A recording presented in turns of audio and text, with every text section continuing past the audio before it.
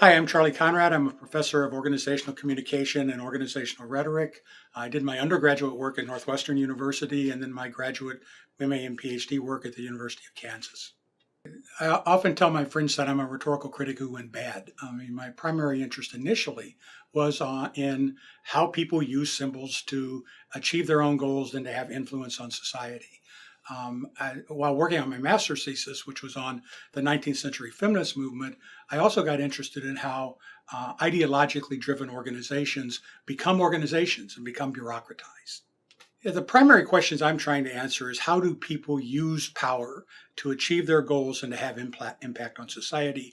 And what role does communication/rhetoric play in the process of obtaining power and then using it for productive kinds of outcomes? Power is a difficult concept. I can either spend 3 hours on it or 30 seconds. And I think the standard colloquial definition of power is fine for our purposes. It's the ability to influence, to change people's attitudes, to change their behaviors, or to solidify their attitudes and behaviors, a part of power that often doesn't get examined. Rhetoric allows people to strategically pursue their goals. You have to, influence doesn't happen in a vacuum. It doesn't happen by itself. It has to be conscious. It has to be directed. It has to be strategic in a broad sense of that term. I think the most important problem I want to look at is trying to assess what opportunities people have available. What are the rules and resources? How do they become aware? Second question, how they become aware of those resources, or how are they blinded to them, often intentionally and consciously by other actors, which would prefer that they not know what resources they have available and how to use them.